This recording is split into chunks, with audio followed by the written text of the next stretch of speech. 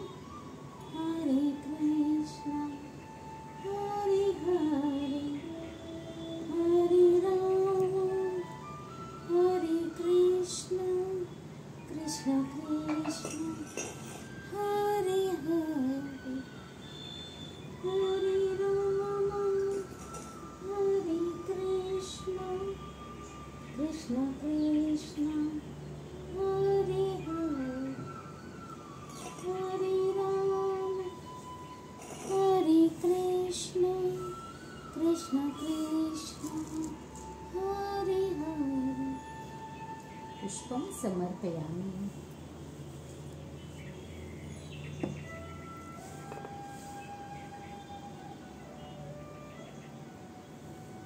नैवेद्यं समर्पयामि।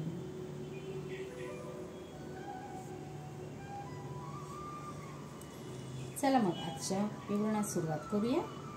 श्री गणेशाय नमः। श्री सरस्वतीभ्यो नमः।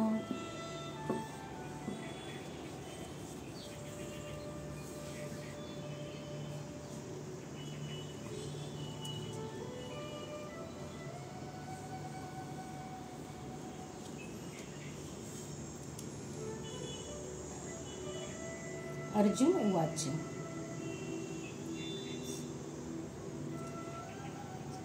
श्रुति विप्र प्रतीपना ते यदा स्थायस्ति निश्चला समाधावचला बुद्धिस्तदा योगम वापस्यै। जेव्हा तुझे मन वेदांच्या डौलदाल अलंकारिक भाषेने विचलित होणार नाही आणि जेव्हा ते आत्मसाक्षात्कार मध्ये समाधीस्थ होईल तेव्हा तुला दिव्य भावनेची प्राप्ती होईल। तात्पर्य, जो समाधीस्थ असतो त्याला कृष्ण भावनेचा पूर्ण साक्षात्कार झालेला असतो किंवा त्याला ब्रह्म, परमात्मा आणि भगवान या रूपांचा साक्षात्कार झालेला असतो। आत्मसाक्षात्काराची परमोच्च स्थिती म्हणजे आपण भगवान श्रीकृष्णाचे सनातन सेवक आहोत आणि आपले एकमात्र कर्तव्य म्हणजे कृष्ण भावनेत सर्व प्रकारची कर्मे करणे हे जाणणे होय। कृष्ण भावना भावित व्यक्तीने किंवा एकनिष्ठ दृढ भगवत भक्ताने वेदांच्या अलंकारिक भाषेने विचलित होऊ नये, तसेच सर्व लोकांची प्राप्ती करण्यासाठी त्याने सकाम कर्मे करण्यात मग्न होऊ नये। कृष्ण भावनेमध्ये मनुष्याचा संबंध प्रत्यक्ष श्रीकृष्णाशी येतो आणि त्यामुळे त्या दिव्य स्तरावरून ते श्रीकृष्णापासून प्राप्त होणारे मार्गदर्शन जाणू शकतो।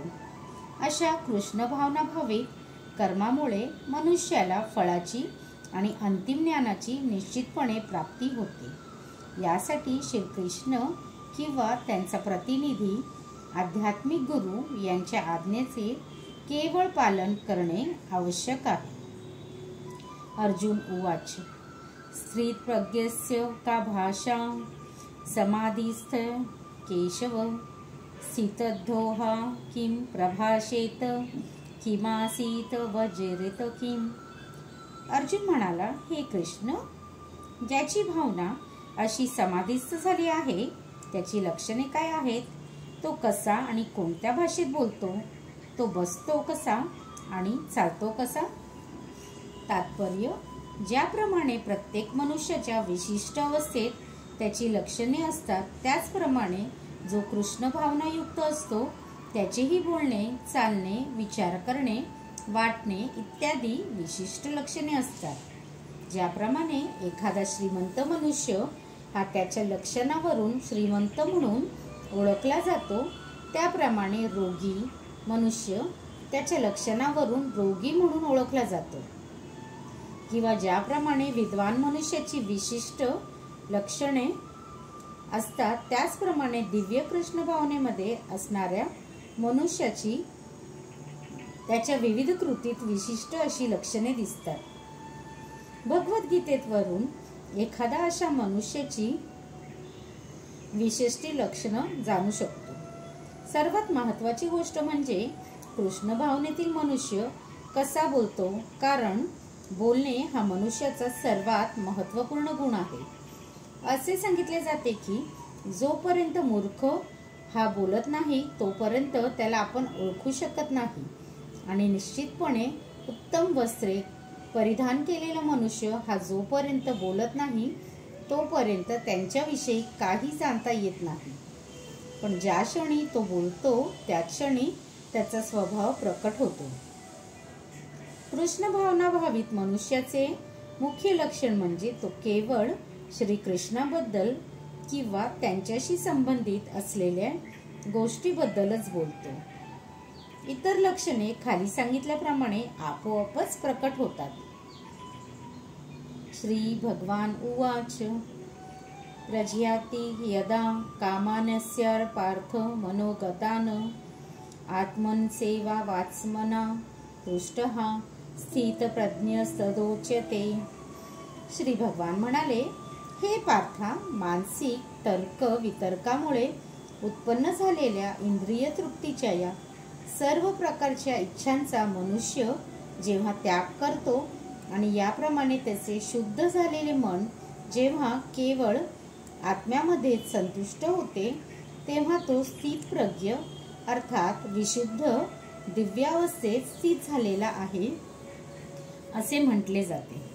तात्पर्य: श्रीमद भागवत स्पष्टपणे सांगते, जो पूर्णपणे कृष्ण भावनायुक्त किंवा भगवंतांच्या भक्तिपूर्ण सेवेमध्ये आहे त्याच्या मनामध्ये महान ऋषींकडे आढळणारे सर्व गुण असतात.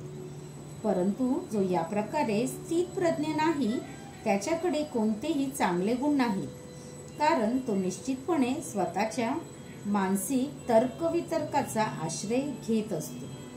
म्हणून येथे उचितपणे म्हटले आहे की मानसिक तर्कवितर्काने निर्माण झालेल्या सर्व प्रकारच्या इंद्रिय तृप्तींच्या इच्छांचा मनुष्याने त्याग करणे अत्यावश्यक आहे. इंद्रियांच्या अशा इच्छा कृत्रिम रीतीने थांबविता येत नाही, पण कृष्ण भावनेमध्ये निमग्न झाल्याने आपोआपच सर्व इंद्रियांच्या इच्छा विशेष प्रयत्नाशिवाय कमी होतात. म्हणून मनुष्याने कोणतेही आशंका न बाळगता कृष्ण भावनेमध्ये संलग्न होणे आवश्यक आहे, कारण अशी भक्तिपूर्ण सेवा त्याला तात्काळ स्थितप्रज्ञ होण्यास मदत करते. महात्मा हा निरंतर स्वतःमध्ये संतुष्ट राहतो, कारण आपण भगवंतांचे सनातन सेवक आहोत हे त्याने निश्चितपणे जाणलेले असते. अशा स्थितप्रज्ञ व्यक्तीला तुच्छ भौतिकतेपासून निर्माण होणाऱ्या इंद्रिय कामना नसतात, किंबहुना तो आपल्या भगवंतांची नित्य सेवा करण्याच्या स्वाभाविकच स्थितीमध्ये सतत आनंदी राहतो. दुःखेष्वनुदिग्ना मनाः सुखेषु विगतस्पृहा वीतराग भय क्रोधः स्थितिधीर्मुनिच्यते. जो त्रिविध तापांनीही मनामध्ये विचलित होत नाही किंवा सुखामध्ये हर्षोल्लसित होत नाही आणि जो आसक्ती भय आणि क्रोध यापासून मुक्त झाला आहे त्याला स्थिर मन झालेली मुनी असे म्हटले जाते. तात्पर्य: मुनी शब्द दर्शवितो की जो मानसिक तर्कवितर्कासाठी कोणत्याही निर्णयाप्रत येण्याशिवाय आपल्या मनाला विविध प्रकारे प्रक्षुब्ध करू शकतो. असे सांगितले जाते की प्रत्येक मुनीला वेगवेगळा दृष्टिकोन असतो आणि जोपर्यंत एक मुनी हा इतर मुनींशी मतभेद दाखवून शकत नाही तोपर्यंत खऱ्या अर्थाने त्याला मुनी म्हणता येत नाही. न चासा वृषीस्य मतः मतं न भिन्नम. पण या ठिकाणी भगवंतांनी सांगितलेली स्थितिधी मुनी हा साधारण मुनीपेक्षा वेगळा आहे. स्थितिधी मुनी हा नेहमी कृष्ण भावना भावित असतो, कारण कलात्मक तर्कवितर्काचा पूर्णपणे त्याग केलेला असतो. त्याला प्रशांत निशेष मनोरथांतर असे म्हटले जाते, म्हणजे ज्याने मानसिक तर्कवितर्काची पातळी पार केली आहे व जो वासुदेव भगवान श्रीकृष्ण हेच सर्व काही आहेत या अंतिम निर्णयाप्रत आलेला असतो. त्याला मुनी किंवा मनामध्ये दृढ झालेला असे म्हटले जाते. असा पूर्णपणे कृष्ण भावना भावित झालेला मनुष्य त्रिविध तापांच्या आघातांनी मुळीच शुद्ध होत नाही, कारण तो सर्व दुःखांचा भगवंतांची कृपा म्हणून स्वीकार करतो. त्याला वाटते की आपल्या गतजन्माची कुकर्मामुळे आपण केवळ आणखीन त्रासासाठीच लायक आहोत. तरी सुद्धा भगवंतांच्या कृपेने आपले कष्ट हे कमीत कमी प्रमाणात आपल्याला होत आहे. त्याचप्रमाणे जेव्हा तो सुखी असतो तेव्हा त्याचे श्रेय तो भगवंतांना देतो, कारण त्याला वाटते की आपण त्या सुखाला अपात्र आहोत. तो निश्चितपणे जाणतो की केवळ भगवंतांच्या कृपेमुळेच अशा सुखकारक परिस्थितीत राहून आपण भगवंतांची उत्तम प्रकारे सेवा करीत आहोत. भगवंतांच्या सेवेप्रित्यर्थ तो सदैव निर्भय आणि दक्ष असतो. तसेच तो आसक्ती आणि अनासक्ती यामुळे कधीच प्रभावित होत नाही. आसक्ती म्हणजे स्वतःच्या इंद्रिय तृप्तीकरिता गोष्टींचा स्वीकार करणे आणि अनासक्ती म्हणजे अशा इंद्रियांसाठीचा अभाव होय. पण जो कृष्ण भावनेमध्ये दृढ असतो तो आसक्तीही नाही किंवा अनासक्तीही असत आहे नाही, कारण त्याचे जीवन हे भगवंत सेवेमध्ये समर्पित असते. यासह जेव्हा त्याचे प्रयत्न अपयशी होतात तेव्हाही तो मुळीच क्रोधित होत नाही. यश असो अथवा अपयश, कृष्ण भावना भावित मनुष्य हा नेहमी आपल्या संकल्पामध्ये दृढ असतो. यः सर्वत्राणिभिर्हस्त प्रांत्य शुभाशुभम नाभिनंदती न द्वेष्टी तस्य प्रज्ञा प्रतिष्ठता. या भौतिक जगतात जो कोणी शुभ अथवा अशुभ गोष्टींच्या प्राप्तीपासून प्रभावित होत नाही आणि जो अशा प्राप्त शुभाशुभ गोष्टींची स्तुती अथवा निंदाही करत नाही, तो पूर्ण ज्ञानामध्ये दृढपणे स्थिर झालेला असतो. तात्पर्य, या भौतिक जगतामध्ये नेहमी काहीतरी उलथापालथ होतच असते व अशी ही उलथापालथ चांगली अथवा वाईटही असू शकते. जो अशा या भौतिक उलथापालथीमध्ये शुद्ध होत नाही किंवा जो शुभाशुभ गोष्टींपासून निर्विकार राहतो तो कृष्ण भावनेत दृढपणे स्थिर झालेला आहे असे जाणावे. जोपर्यंत मनुष्य भौतिक जगात आहे तोपर्यंत नेहमी शुभाशुभ गोष्टी घडण्याची शक्यता असते, कारण हे जग पूर्णपणे द्वंद्वांनी भरलेले आहे. पण जो कृष्ण भावनेत स्थिर झाला आहे तो शुभाशुभ गोष्टींपासून विचलित होत नाही, कारण त्याचा सर्व मंगलदायी भगवान श्रीकृष्णाशी संबंध असतो. अशा कृष्ण भावनेमुळे एखादा परिपूर्ण अशा दिव्य स्तरावर आरूढ होतो व या स्तराला समाधी म्हटले जाते. यदा संहर्ते चायं कुर्मोंगनावी सर्वशः इंद्रियानिंद्रियार्थेभ्य तस्य प्रज्ञा प्रतिष्ठता. ज्याप्रमाणे कासव आपले अवयव आपल्या कवचात आवरून घेते त्याप्रमाणे जो आपल्या इंद्रियांना इंद्रिय विषयांपासून आवरून घेतो तो पूर्ण चेतनेमध्ये दृढपणे स्थिर होतो. तात्पर्य, कोणत्याही योगी भक्त किंवा आत्मसाक्षात्कारी जीवाची कसोटी ही आहे की तो आपल्या योजनेप्रमाणे आपल्या इंद्रियांना नियंत्रित करू शकत असतो, परंतु अधिकतर लोक हे इंद्रियांचे गुलाम असतात आणि म्हणून ते इंद्रियांच्या मार्गदर्शनाखाली कार्य करत असतात. योगी कोणत्या प्रकारे स्थित असतो या प्रश्नाचे हेच उत्तर आहे. इंद्रियांची तुलना ही विषारी सर्पाची केली जाते. त्यांना अनिर्बंध आणि स्वैर आचरण करवायचे असते. योगी किंवा भक्तांच्या गारुड्याप्रमाणे सर्परूपी इंद्रियांना नियंत्रित करण्यामध्ये अत्यंत खंबीर असले पाहिजे. तो आपल्या इंद्रियांना स्वतंत्र रीतीने वागण्याची मोकळीक कधीच देत नाही. शास्त्रामध्ये अनेक आदेश नियम आहेत व त्यापैकी काही विध्यात्मक आहेत तर काही निषेधात्मक आहेत. जोपर्यंत एखादा स्वतः इंद्रिय तृप्तीवर बंधन घालत नाही व या सकारात्मक आणि नकारात्मक आदेशांचे पालन करत नाही तोपर्यंत तो कृष्ण भावनेमध्ये दृढपणे स्थिर होऊच शकत नाही. या ठिकाणी उल्लेखलेले कासवाचे उदाहरण हे सर्वोत्तम आहे. कासव हे कोणत्याही क्षणी आपल्या इंद्रियांना आवरू शकते व विशिष्ट कार्याच्या वेळी ते पुन्हा इंद्रियांना प्रकट करते. त्याप्रमाणे कृष्ण भावने भावित व्यक्तींची इंद्रिये ही भगवंतांच्या सेवेसाठी उपयोगात आणली जातात, नाहीतर ती आवरली जातात. या ठिकाणी आपल्या संतुष्टीकरिता इंद्रियांचा उपयोग न करता त्यांचा उपयोग भगवत सेवेमध्ये अर्जुनाने कसा करावा हे त्याला शिकविण्यात आले आहे. इंद्रियावरून घेणाऱ्या कासवाच्या उदाहरणावरून आपली इंद्रिये सदैव भगवंत सेवेमध्ये कशी संलग्न करावी हे या ठिकाणी दर्शविण्यात आले आहे. विषया विनिवर्तन्ते निराहारस्य देहनिहा रसवर्जम रसोप्यस्य परम दृष्टा निवर्ते. देहधारी जीवात्मा जरी इंद्रिय भोगापासून निवृत्त झाला तरी त्याची इंद्रियाविषयांबद्दलची गोडी राहतेच, परंतु उच्चतर रसाचा अनुभव घेऊन अशी कार्य थांबविल्यास तो चेतनेमध्ये स्थिर होतो.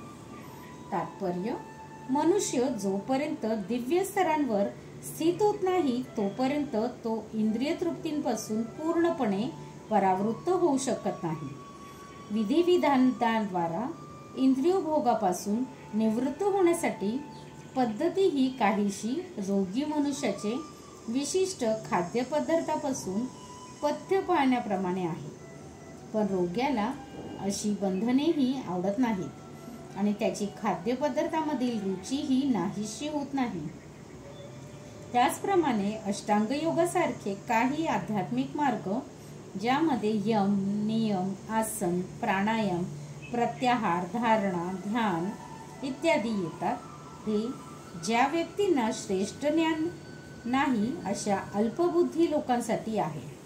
परंतु आपल्या कृष्ण भावनेच्या प्रगतीत ज्या व्यक्तीने भगवान श्रीकृष्णांच्या अप्रतिम सौंदर्याची गोडी चाखली आहे त्याला निर्जीव भौतिक गोष्टींविषयी मुळीच गोडी राहत नाही.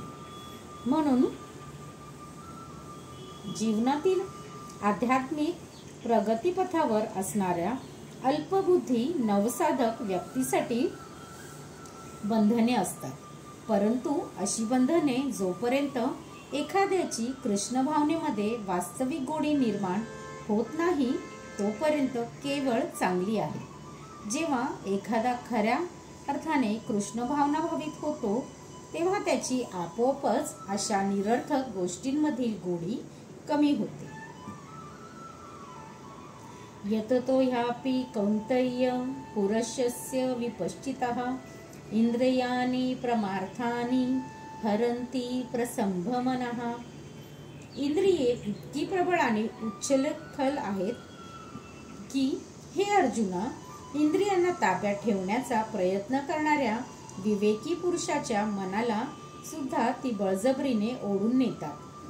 तात्पर्य: असे अनेक विद्वान ऋषी तत्वज्ञानी आणि अध्यात्मवादी आहेत जे इंद्रियांवर विजय मिळवण्याचा प्रयत्न करीत आहेत, परंतु त्यांचा दृढ प्रयत्नानेही त्यांच्यातील सर्वात श्रेष्ठ असा व्यक्तीही शुद्ध मनामुळे भौतिक इंद्रिय भोगाला कधी कधी बळी पडतो. विश्वामित्रासारखे महर्षी आणि परिपूर्ण असे योगी जरी कठोर तपश्चर्या आणि योगाचे आचरणाद्वारे इंद्रिय निग्रह करण्याचा प्रयत्न करीत होते, तरी त्यांना मेनकेने लैंगिक सुखासाठी भुलविले. अर्थातच जागतिक इतिहासामध्ये याच प्रकारचे इतर अनेक घटना आढळून येतात.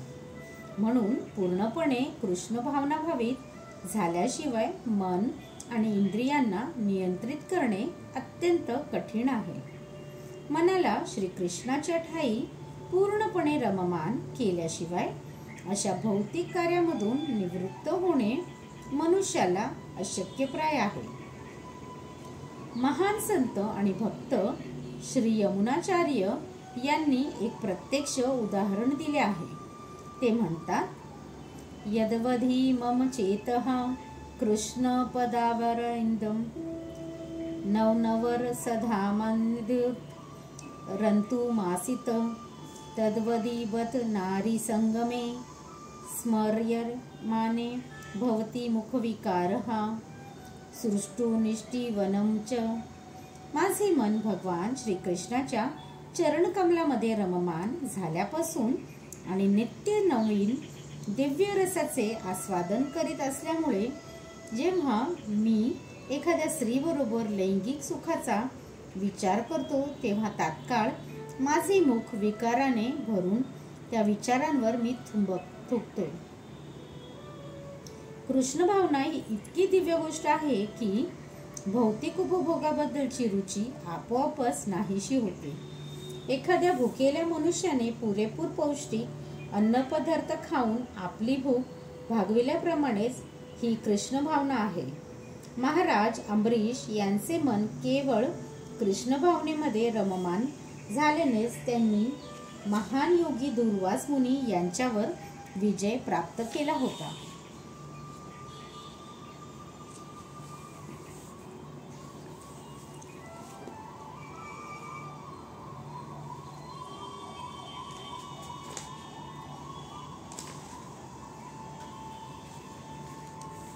श्री कृष्ण पर्णमस्तु. शुभम भवतु, शुभम भवतु, शुभम भवतु.